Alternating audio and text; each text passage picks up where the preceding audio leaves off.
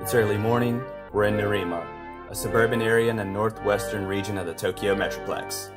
We decided to escape the hustle and bustle and opted for a bit more space and tranquility on our return to the city. We're starting off the day with a foray into cooking with Japanese ingredients. Luna and I venture out in search of a local supermarket to score our bounty, and we'd arrived. When you first walk into a foreign grocery store, it's definitely a bit overwhelming. So be ready for the challenge and be ready to learn a bit and try to ask questions. I have no idea if this is really butter we're getting, because everything else is expensive. These are hella nifty. In place of mimosas, I opted for a small selection of fruit-flavored sparkling drinks, some of which are made by familiar companies like Kirin and Asahi. I'm having to use these almost garden-style shears because the kitchen in this Airbnb was equipped with nearly nothing.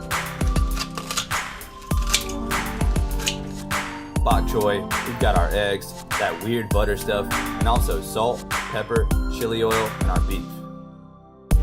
So there's not exactly an oven here, but what we do have in its place is a fish broiler, or some Japanese people call it a fish grill.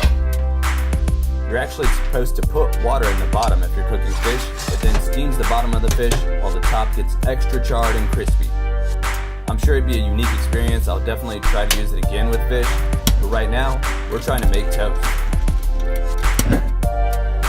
And I'm having a little bit of trouble. The thing just won't stay on, and it gets hot. There we go.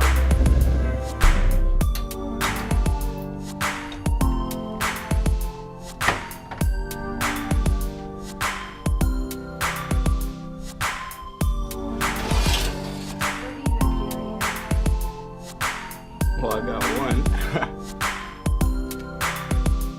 Now it's time to cook. We add a little bit of butter,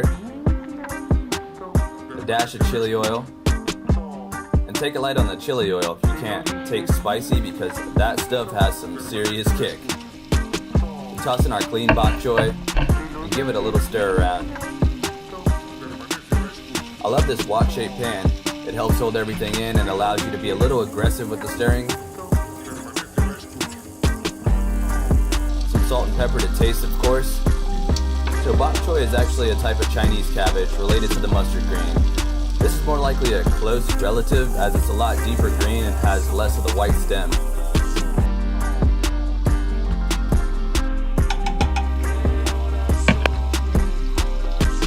Now in with our beef. If I were to do this again, I would definitely separate the beef a little bit better as I found it tough to break up with the spatula. I have the heat on really high for the beef because I want to get some char on it without overcooking the thin cuts. Japanese cattle aren't raised on ranches where they have a ton of room to roam. Instead, they're raised in small stalls where they're treated with a lavish diet of grains and sometimes even beer. Top-end livestock can sometimes get massages. You may have heard of Kobe or Wagyu beef. The result is a huge increase in fat marbling, which melts down in the pan, so you don't get fat on the finished product, but it does retain the flavor and juiciness.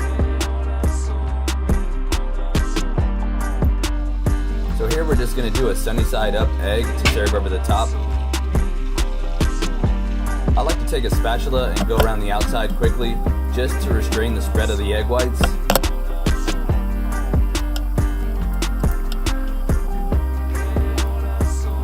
We've got our toast. We're going to add some butter. Put our beef on top of that. We've got our bok choy, and then of course our beautiful eggs. There you have it, Tokyo steak and eggs. Let's give it a try.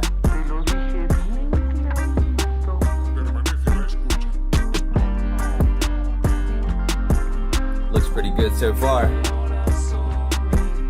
We'll see that Courtney opted for the lemon sparkling drink by Suntory. On myself, I opted for a grape sparkling drink by Asahi that tastes like a slightly sweet champagne there in the green can. Yum. Thanks for watching.